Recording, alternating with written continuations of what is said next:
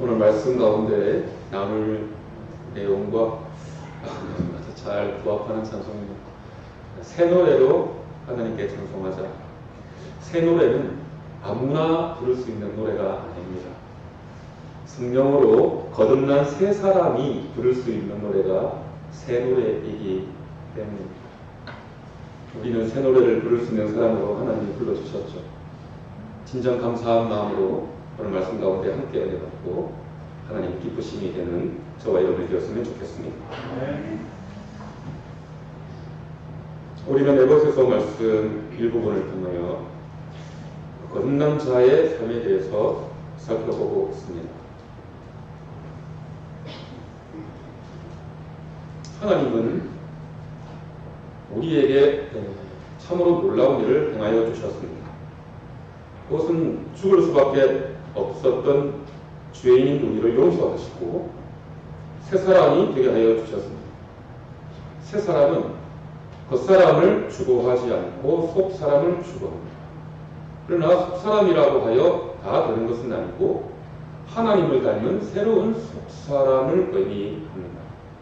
그것은 중생한 영혼이며 성령 안에서 거듭난 새 사람을 뜻하는 것입니다. 바로 이와 같은 새 사람이 되게 해주시려고 하나님은 자신의 아들을 십자가에 내어주셨습니다. 자신의 사랑하는 독자를 십자가에 내어주셨다. 자기 자신을 우리에게 주신 것입니다. 모든 것을 주신 것이죠. 그러므로 하나님께는 남은 것이 없습니다. 하나님은 자신에게 있는 가장 귀한 모든 것을 우리에게 다 주어 버리셨기 때문에 더 이상 우리에게 주실 것이 없어요. 여기에서 우리의 오해가 시작이 되기도 합니다. 여러분, 하나님께 더 받으려고 하지 않았으면 좋겠습니다. 하나님은 모든 것을 이미 다 주셨기 때문에 우리가 그것을 보지 못하고 우리가 그것을 겸손하게 깨닫지 못하고 그곳으로 들어가지 못하기 때문에 우리는 하나님께 빚이 있는 자인 것처럼 기도할 때마다 예배할 때마다 살아갈 때마다 하나님께 달라고만 하고 살지 않는지 우리는 돌이켜봐야 할 것입니다. 하나님은 이미 자기에게 속한 모든 것을 우리에게 아낌없이 다 주셨습니다. 이제 우리의 차례입니다. 오늘 돌아온 우리의 차례에 대해서 여러분과 말씀을 좀 나누고자 합니다. 사도 바울은 에베소 성도들에게 오늘 말씀을 통하여 고하고자 하고 있습니다. 8절 말씀은 이렇게 말씀하죠. 너희가 전에는 어둠이더니 이제는 주 안에서 빛이라. 빛의 자녀들처럼 행하라. 사도는 시간을 나누고 있습니다. 전에는 그리고 이제는으로 말입니다.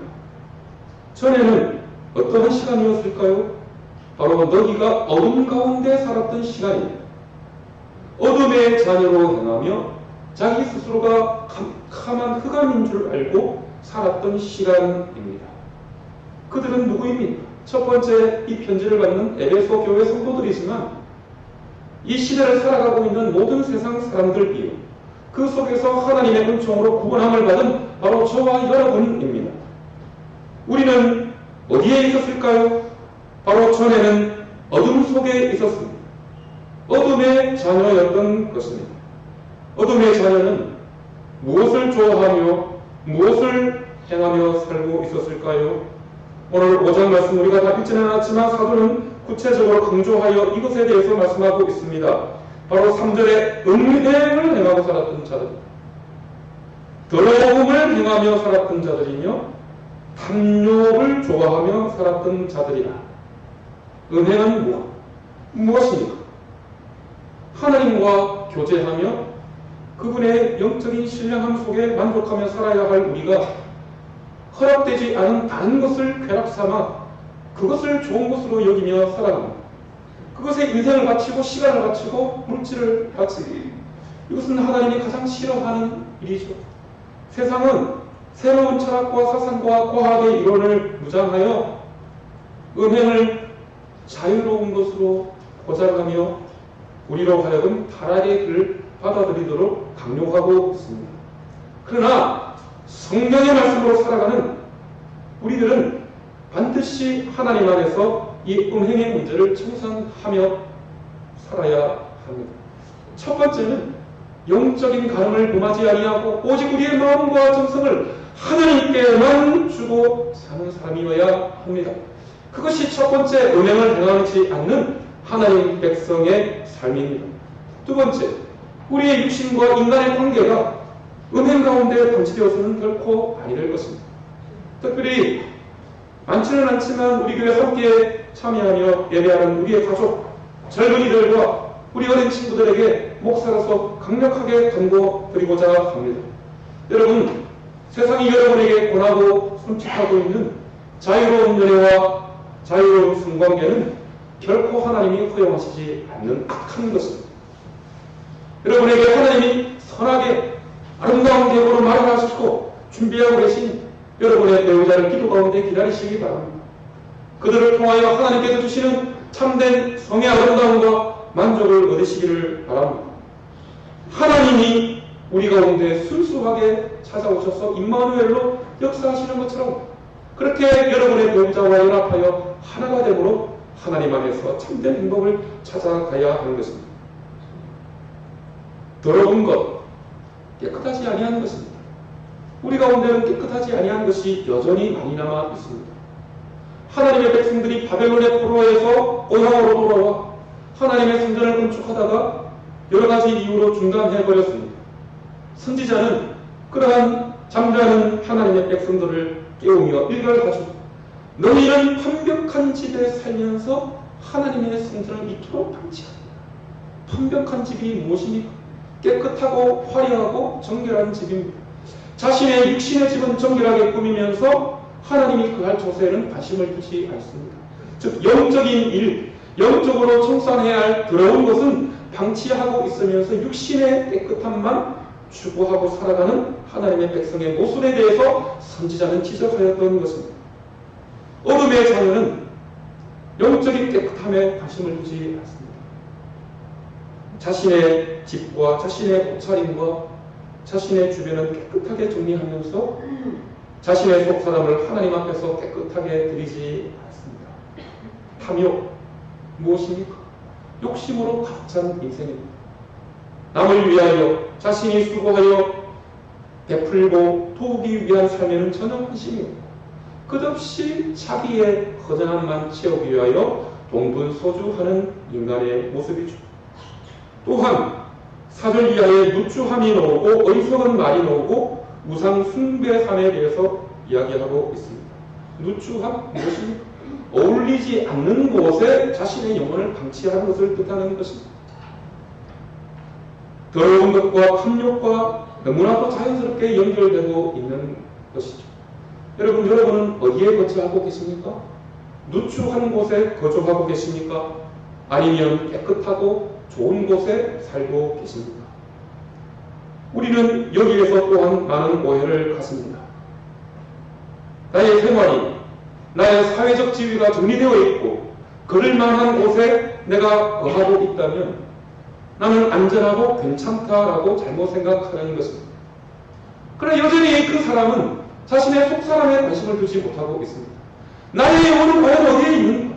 나는 누추한 곳에 여전히 거주하고 있는 사람인가? 하나님이 계신 그 거룩한 곳에 살고 있는가? 우리는 그것으로 관심을 전환시켜 살아야만 하는 것입니다. 어리석은 말, 지난주에 우리의 신앙의 성도의 언어 생활에 대해서 말씀을 드렸습니다. 그리고 지난 수요일 날도 연결되는 자문의 말씀으로 우리는 그리스도인의 참된 언어 생활에 대해서 함께 말씀을 나누었고 계속해서 언어 생활에 대해서 하나님은 우리에게 말씀하고 계십니다.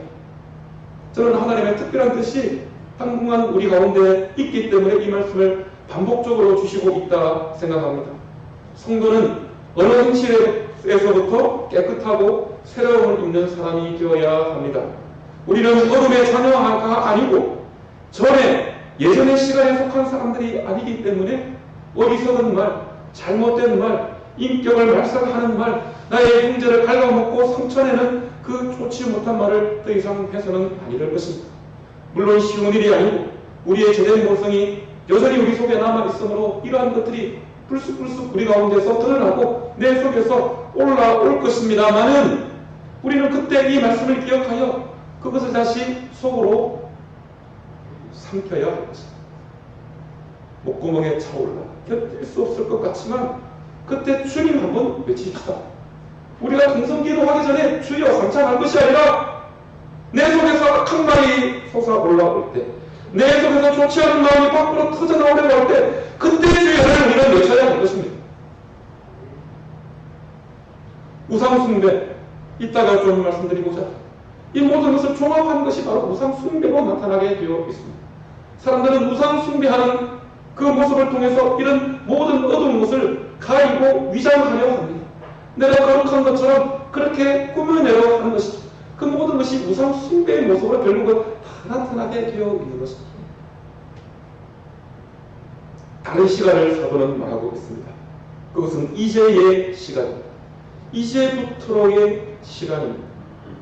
이제는 우리가 빛이고 빛의 자녀가 되었다 하는 것이죠. 예전에는 우리가 어둠 속의 자매와 여단이며 어둠의 자녀로 우상숭배하며 이 모든 좋지 않은 일을 행하고 살았지만 이제는 광명한 빛의 자녀가 되었다 말씀하고 있습니다. 빛의 자녀는 또한 사도 바울이 여러 성경 말씀에서 강조하고 있는 바이지만 오늘 에베소서 5장 말씀 가운데 그는 특별히 이와 같은 일들에 대해서 말씀하여 주고자 합니다. 9절에 빛의 열매에 대해서 말씀하는데요.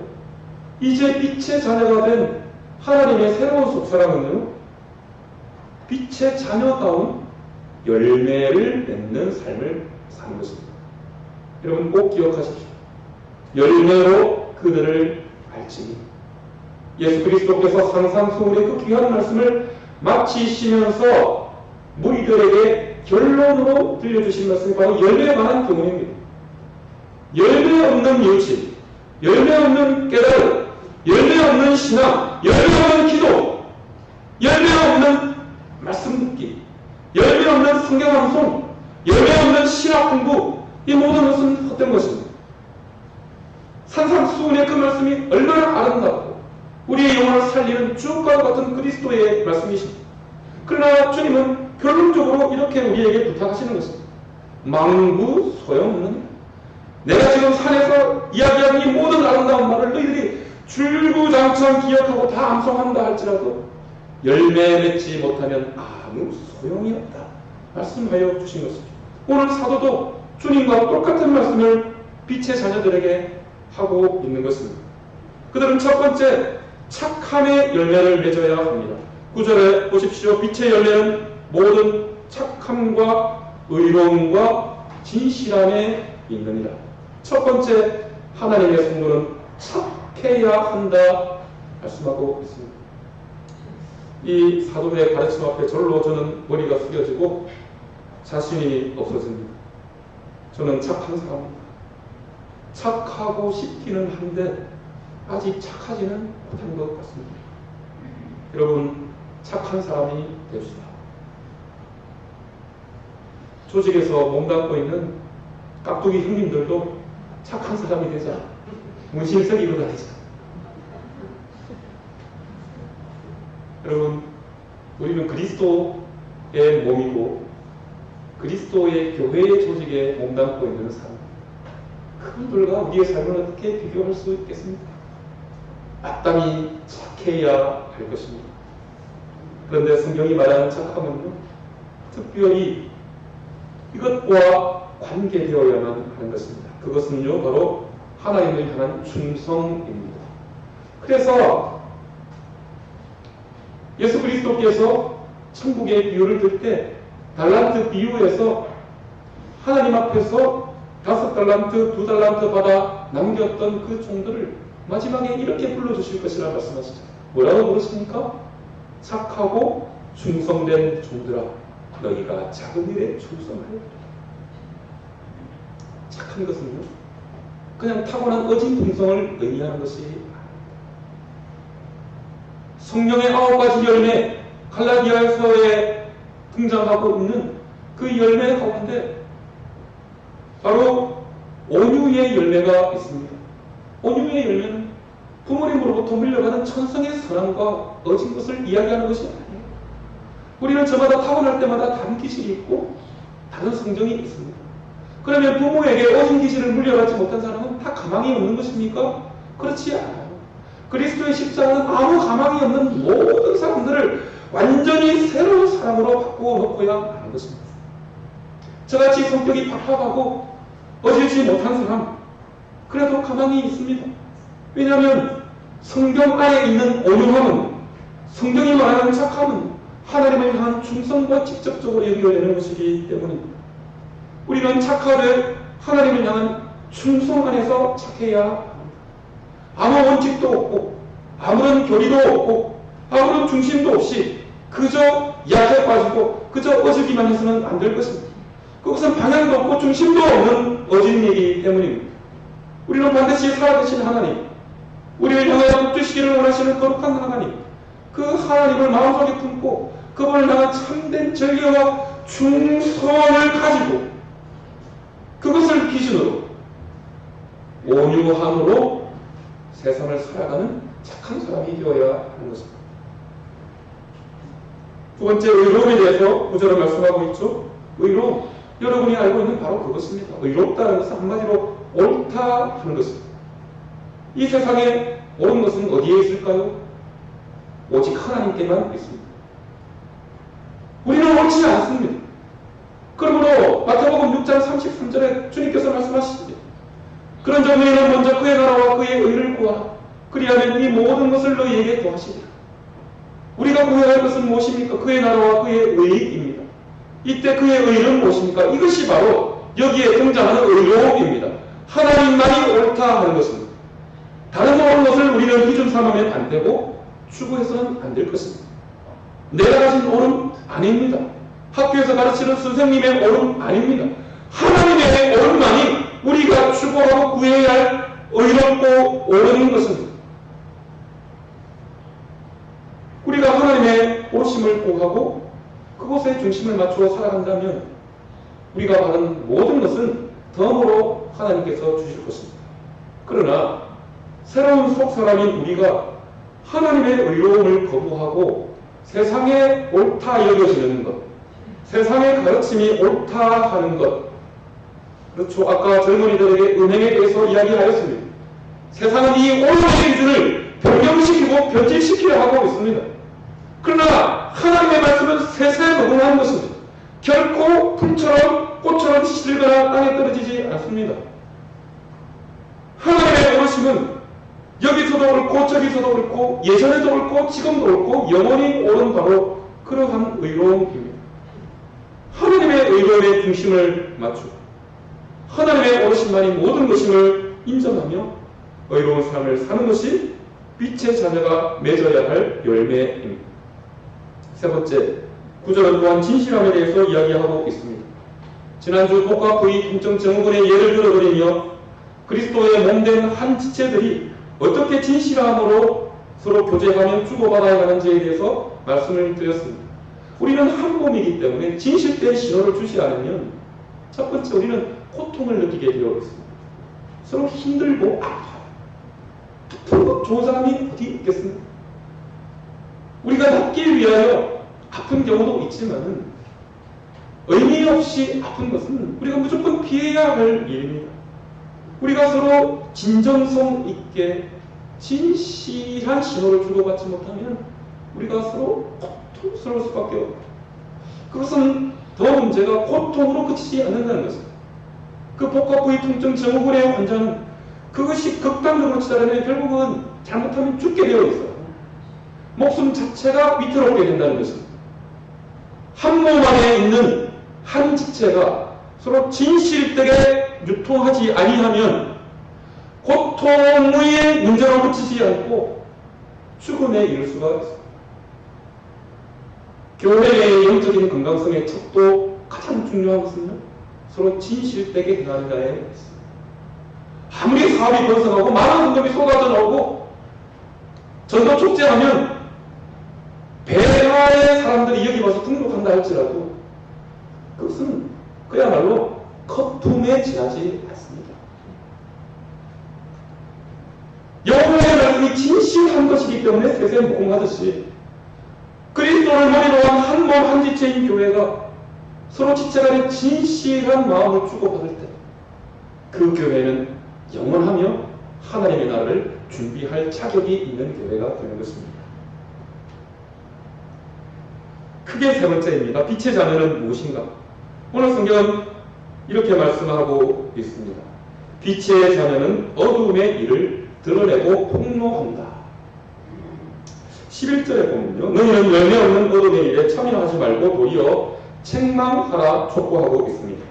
열매 없는 어둠의 일을 책망하라. 책망하니까 야단치는 것처럼 들리겠지만요. 원래 뜻은 밝히어 드러낸다는 것입니다. 그것이 폭로의 의미를 좀 끌고 오니까 야단치는 느낌을 좀 줄 수는 있겠습니다만은 여기에 어둠을 폭로하고 드러내기 위해서는요. 빛된 자녀들이 바른 행실로 빛의 자녀처럼 올바르게 살아갈 때 어둠의 일들이 드러나고 폭로되는 것입니다. 다른 방법이 없어요. 이것을 하지 않고 성경 공부 좀 했다고, 양육관 교육 좀 받았다고, 아니면 신학 공부 좀 하고 신앙서적 좀 읽었다고 여기저기 다니면서 옳은 소리만 해내는 것을 어둠의 일을 책망하거나 드러내는 일이라고 성경은 말하고 있는 것이 아닙니다. 누구도 예배가 될 수 없어요. 자기 스스로 빛된 열매를 맺어가며 하나님 안에서 새로운 속 사람답게 살지 않고 다른 사람을 향하여 이렇게 하라고 지적하거나 명령하는 것은 자가당착이며 이율배반인 것입니다. 하나님은 순서를 이렇게 우리에게 잡아주시지 않습니다. 반드시 자기 스스로 빛의 자녀답게 행하여 이 빛이 하나 모이고 저 빛이 하나 모여 빛들로 가득 차므로 말미암아 어둠의 일들을 밝혀 드러내고 어둠이 물러가도록 하라 말씀하고 어둠과 죄악을 폭로하고 드러내는 일은 내가 죄를 버리고 하나님의 자녀답게 거룩하게 살아가는 것입니다. 그것이 있을 때만 가능한 일이 되는 것이죠. 그러나 여러분 기대하십시오. 어둠 가운데 빛이 탁 던져지면 우리가 괴로워하고 고통스러워하고 우리 가운데 물러났으면 하는 그 엄섭한 어둠 가운데 담약하던 그 모든 더러운 것들이 탁 드러나게 되어 있습니다. 그냥 가벼운 마음으로 들어주시기 바랍니다. 한 열흘 되어 있습니다. 지지난주 수요 예배 마치고 제가 목욕실에 짐을 정리하기 위해서 올라갔습니다. 제가 목욕실 딱 들어간 문을 열고 바로 자동적으로 오른손이 오른쪽으로 딱 갑니다. 불을 켜기 위해서요. 의식하지 않고 자동적으로 그렇게 됩니다. 불을 탁 켜면서 첫 발을 딱 내딛겠죠. 제가 목욕실 이사 간지 처음으로 새로운 소리를 들었습니다. 빠박! 예. 바퀴벌레 선생님이 제 발밑에서 탁 터졌어요.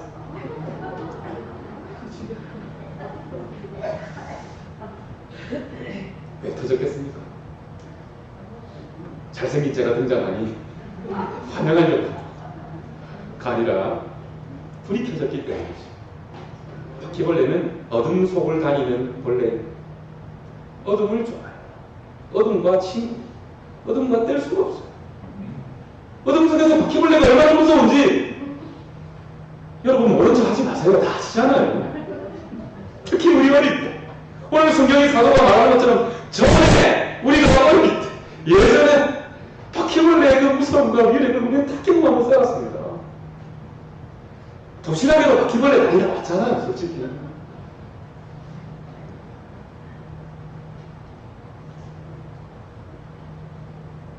어둠 속에 우리가 불 꺼놓고 잠자면요. 바퀴벌레가 그 방의 주인 인쇄를 그렇지 않습니다. 귀찮아서 일어나지 못하고 바퀴벌레 잡으려고요. 무서워서 일어나지 못합니다. 그런데 용기를 내고 불을 탁 켜는 순간 바퀴벌레는 아무것도 아니에요. 숨어버리잖아요. 빛이 소리가 없어요. 여러분 우리는 부족하고 연약하고 여전히 죄의 흔적을 가지고 살아가지만 하나님께서 우리를 빛의 자녀로 부르셨습니다. 우리가 가진 것 보고 부르신 것이 아니고 조건 없이 우리가 있는 모습 그대로 하나님은 우리를 빛으로 부르셨어요. 그래서 우리가 우리의 속에 있는 그대를 바라보면 우리 도저히 비칠 수가 없습니다. 누가 비칩니까? 도대체 누가 비칠까? 한국 개신교 교단에서 가장 위대한 목사님 중에 한 분이셨던 돌아가신 목하는 목사님, 그 자체가 비치셨을까요? 아닙니다. 아무리 그분이 거룩하고 경건하고 영적 영향력을 크게 미친 영적 거당이라 하더라도 그분 그 자체로는 빛이 아닙니다. 잠자는 자 가운데 그리스도께서 빛으로 오셨기 때문에 그 빛이 그분의 속에 들어가 새로운 속 사람이 되게 하여 주셨기 때문에 빛이 되신 것이죠. 그분의 말씀 사역을 통하여 수많은 어두움이 빛으로 변화되어 어둠 속에서 암약하며 그리스도를 침노하고 하나님의 나라를 좀먹고 있었던 많은 어둠의 꽃들이 흘러가게 되었습니다. 우리도 마찬가지입니다. 우리 자체는 아무도 빛이 될 수 없습니다. 오늘 에베소서 말씀을 전하고 있는 저도 전혀 빛이 아닙니다. 제 자체로는 전혀 빛이 아닙니다. 오직 나를 위해 주고 가신 그리스도의 십자가가 은혜로 그 빛이 저에게 임하였기 때문에 그것을 오직 두렵고 떨리는 가운데 감사하고 받았기 때문에 그것 자체로는 한 줄기 빛이 될 수 있는 것이고 여러분도 마찬가지인 것입니다. 이런 부족한 우리가 어둠 캄캄한 이 세상 가운데 한 줄기 빛으로 조금만 스파크를 일으키며 등장한다 하더라도 우리 가운데 밤중에 우리 안방의 주인인 것처럼 행사하는 바퀴벌레 같은 모든 어둠의 죄된 일들이 그때로부터 물러가기 시작하게 되어 있습니다. 여러분 이것을 믿으시기 바랍니다. 나는 하루도 힘이 없습니다.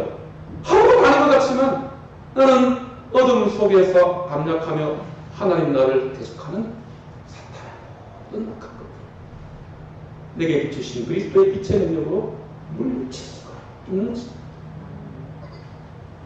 예수 그리스도의 이름으로 사탄을 바로 여기에 이 뜻이 없어야 있다. 나의 이름으로, 나의 능력으로, 나의 거룩함으로 사탄이 물러가는 것이 아닙니다. 그리스도의 이름.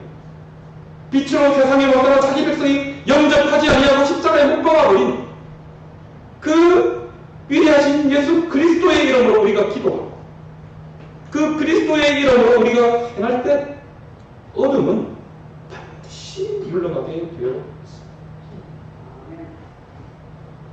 여러분 직장에서 한번 이것을 경험해 보시면 좋겠습니다. 여러분은 모르시지만 경험하고 살아오셨을 거예요. 잘 느끼지 못해서 그렇습니다. 내가 열매 있는 정말 빛의 자녀처럼 전에 속한 자가 아니라 이제는 하나님의 은총 속에 살아가는 새로운 속사람으로 내가 정말로 변화되어 살아간다면 이러한 선한 영향력은 자연스럽게 퍼져나갈 수밖에 없습니다. 어둠 속에 행하는 죄인들의 일, 아까 잠시 미루어 들었던 바로 우상숭배의 말씀을 드리고자 은행과 더러운 것과 탐욕과 누추함과 어리석은 말과 우상숭배 이 모든 한꺼번에 합치면 딱 우상숭배로 결론이 맺어집니다. 우상숭배하는 사람들 여러분 느낌이 어떠신가요? 예전엔 복음이 들어오지 않았기 때문에 누구나 하였지만 정직하게 한번 생각해 보시면 좋겠습니다. 하얀 속 새벽에 차려있고 뒷마당에 물 떠놓고 천지신명께 비명들 여러분 어떻습니까? 솔직히 우리가 그리스도인들 떠나서 한번 생각해 보세요. 정말 정결하고 거룩해 보이십니까? 저만의 생각인지 모르겠지만 그리고 그렇게 말하는 사람들이 있지만 저는 도저히 그걸 받아들일 수가 없어요. 제가 고등학교 다닐 때 이 자치회의 시간에 가끔씩 종교를 주제로 해서 논쟁이 벌어질 때가 있었어요. 저도 미션 스프리였기 때문에. 그래서 저도 좀 가리지 않고 말을 좀 하다가 친구들하고 다투고 대표로 위험을 받은 적도 있고 그런 적이 있습니다만 그때 저를 대적해서 논리를 전개하는 친구의 말은 항상 이런 것이었어요. 예전에 우리 어머니들이 깨끗한 흰 옷 차려입고 새벽에 정한수 떠놓고 이 비는 일이 얼마나 거룩하고 아름다워 보이냐. 아니에요. 그것이 뭐 아름답습니까? 비밀스러운 일이잖아요. 어둠 가운데 아니지. 귀신 같은 일이잖아요. 그것이 뭐 떳떳하고 빛 가운데 드러내고 행할 일입니까? 여러분, 우상숭배의 일은 어둠 속에서 행하는 거예요. 자기가 의롭지 못하고 깨끗지 못하고 정결하지 못하고 거룩하지 못함을 다른 어둠 속에 있는 우상을 숭배하는 일로 합리화시키고 감추려하는 거예요. 그렇게 해서 자기 만족을 추구하는 것입니다. 곧 자기의 숨겨진 욕망, 우상을 통하여 대리만족하고 살아가고자 하는 것이 바로 우상 숭배의 모든 의미예요.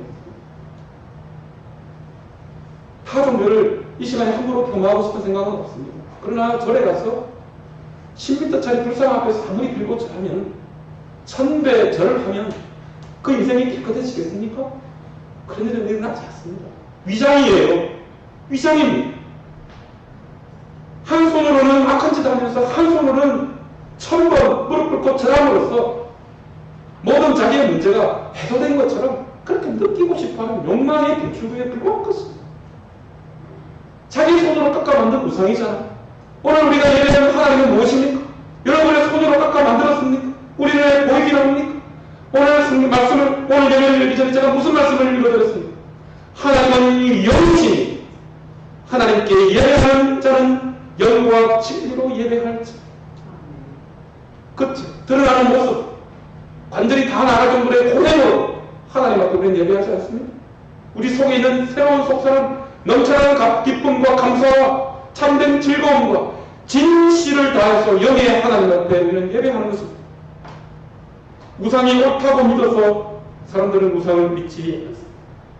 어둠 가운데 뭔가 비밀을 하고 음침한 가운데 인간의 숨겨진 욕망을 대신 채우려는 우리의 해결되지 않은 타락한 본성과 어둠과 너무나도 잘 맞아 떨어지기 때문에 행하는 일입니다.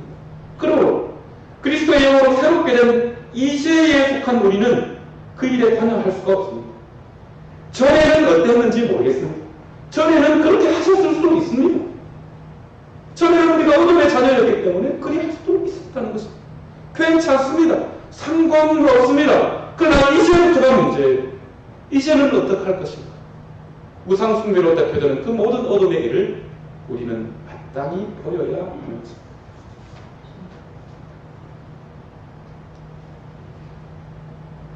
그러면 새로운 속사람인 빛의 자녀는 어둠의 일을 버리되 그리하여 착함과 의로움과 진실함을 추구하며 살되 더욱더 무엇에 힘써야 할 것인가?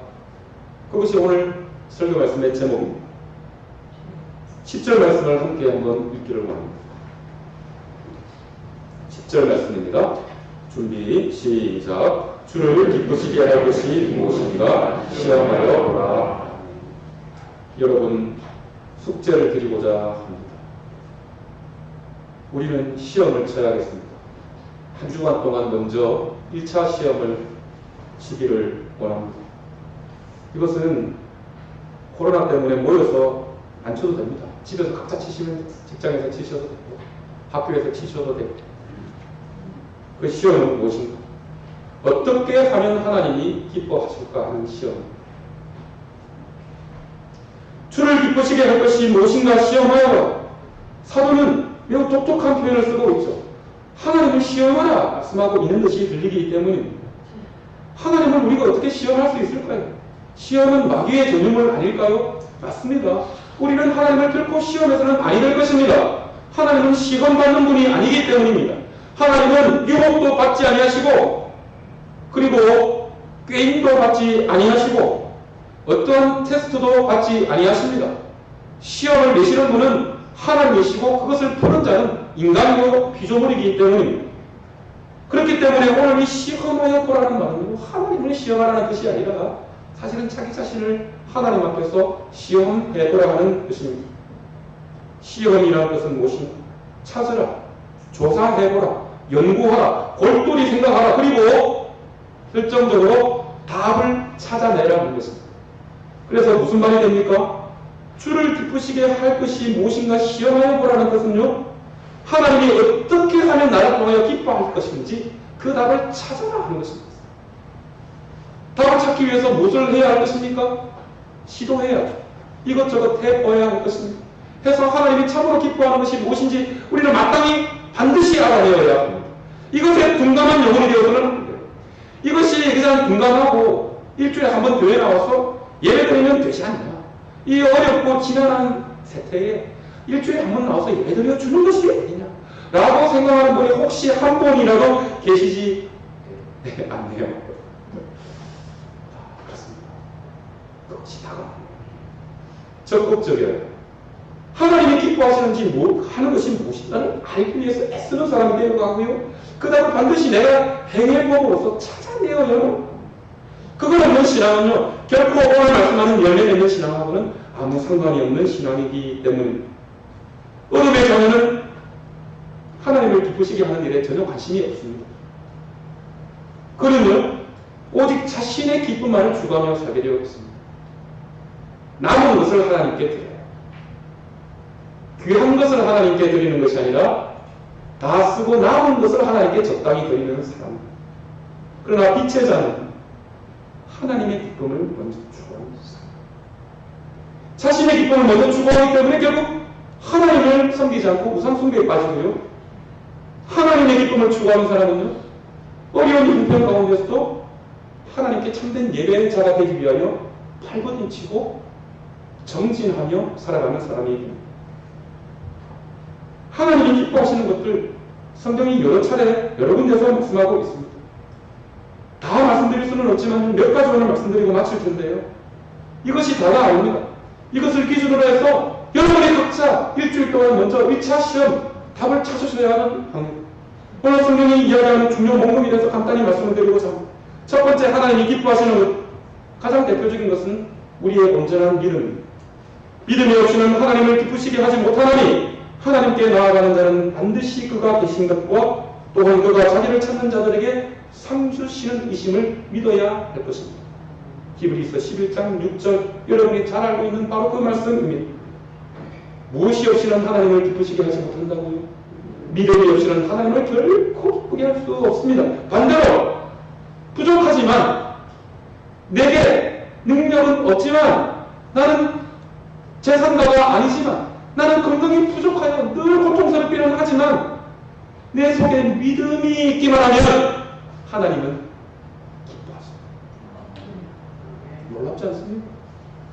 내게 믿음만 있다.